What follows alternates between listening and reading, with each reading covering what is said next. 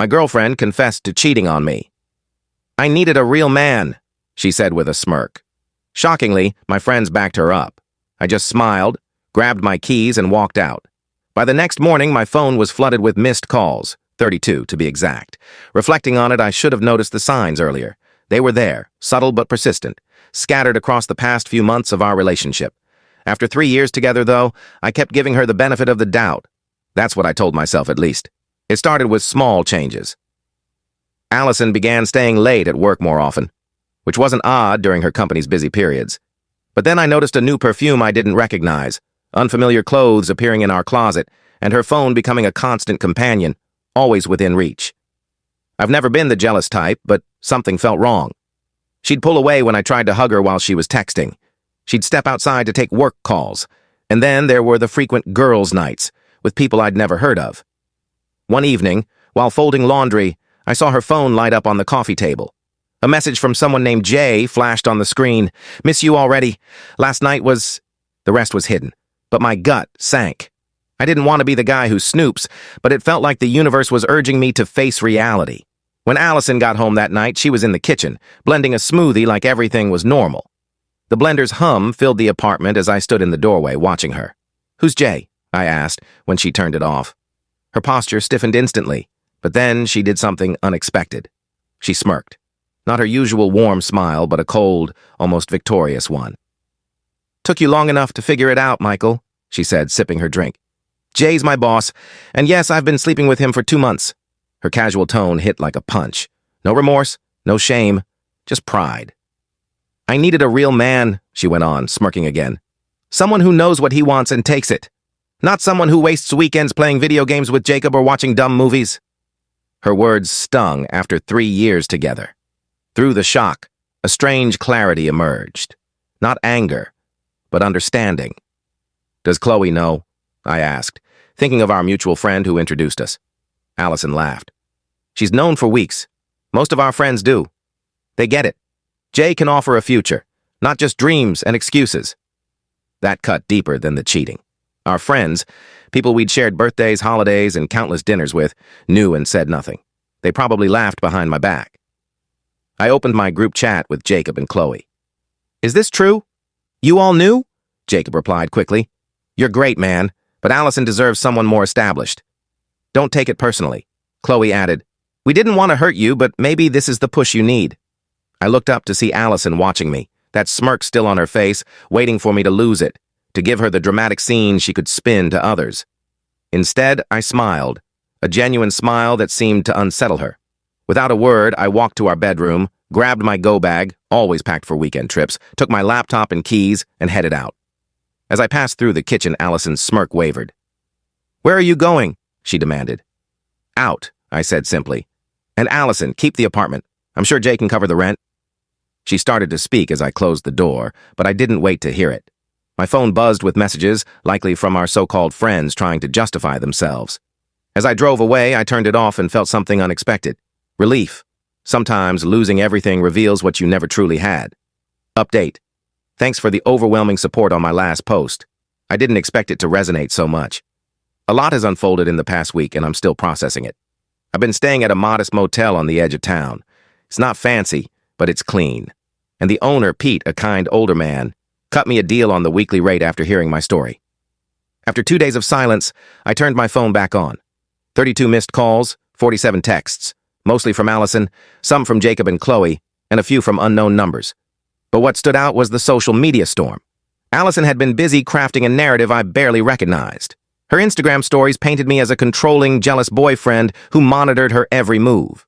She claimed I emotionally manipulated her for years, isolated her from friends, and threw a violent tantrum when she stood up for herself. Her posts had hundreds of sympathetic comments, including from people I thought were my friends. The worst was a tearful video where she accused me of financially abusing her by forcing her to split bills 50-50 while I hoarded my money. My money. Ironic, since she earned more than me and insisted on that arrangement.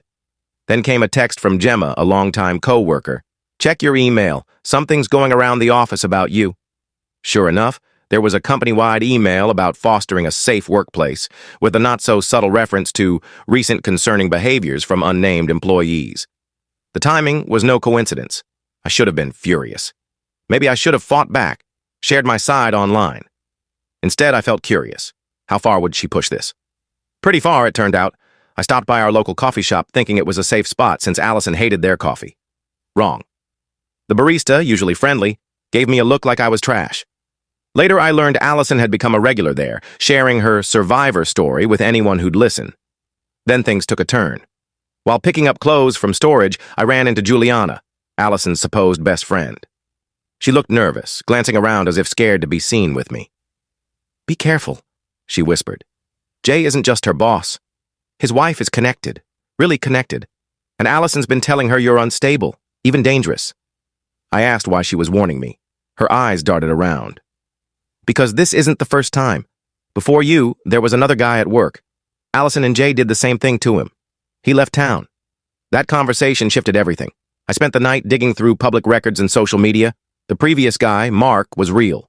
He vanished from online platforms around the time Allison joined the company. The next morning, our landlord called. Allison tried to remove my name from the lease, claiming I'd abandoned the apartment. When that failed, she told him I'd threatened her. Thankfully, the landlord, whose sister had faced something similar, warned me instead. Then came a message request on Instagram from an unfamiliar account.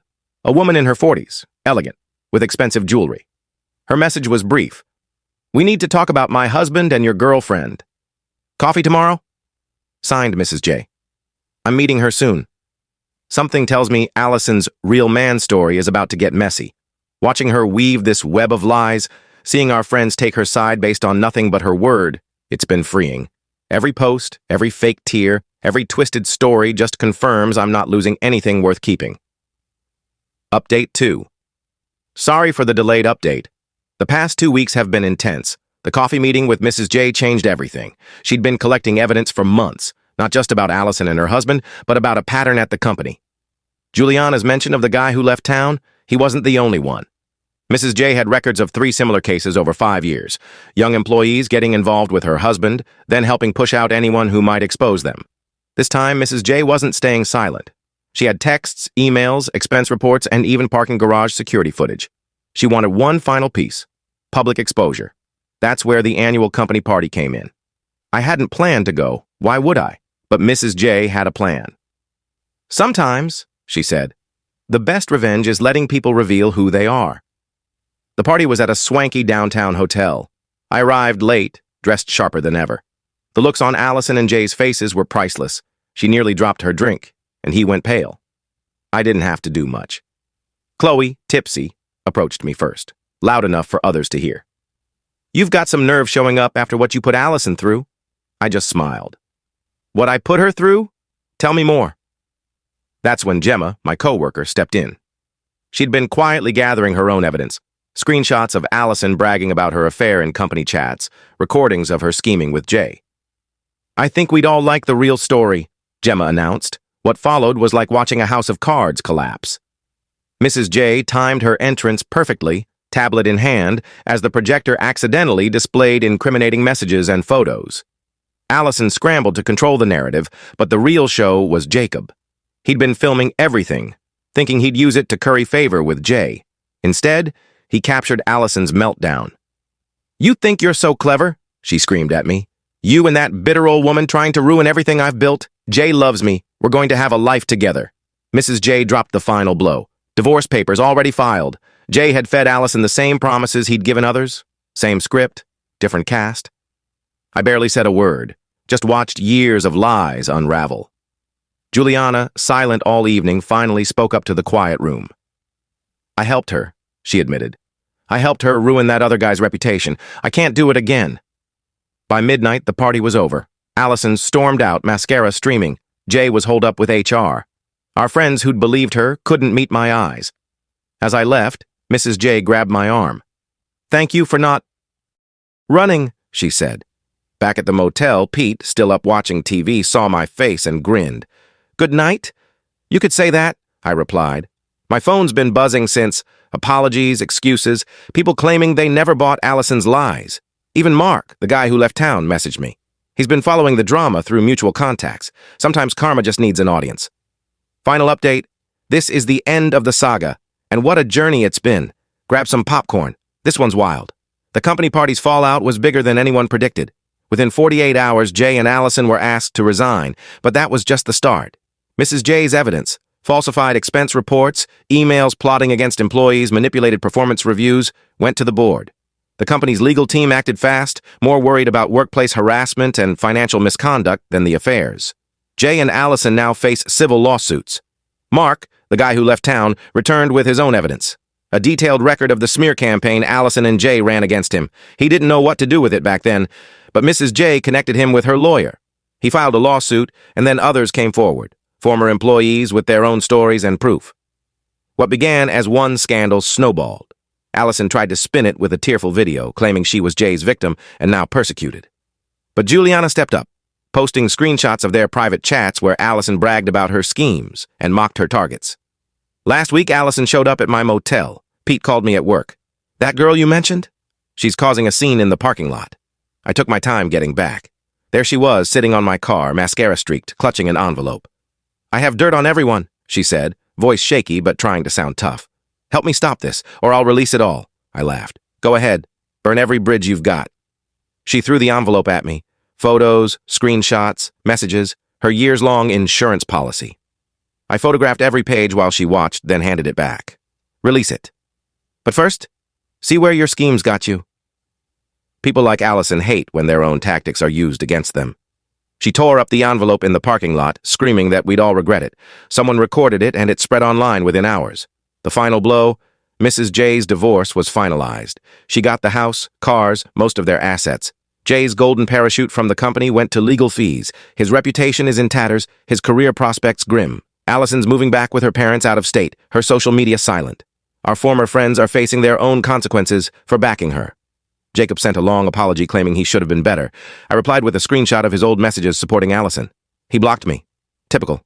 Chloe's scrambling, worried Allison's screenshots might hurt her career. I almost feel bad. Almost. As for me, I signed a lease on a new apartment and got a promotion at work. Funny how cutting out toxic people changes everything. I'm seeing someone new, taking it slow, doing it right. The best revenge isn't scheming.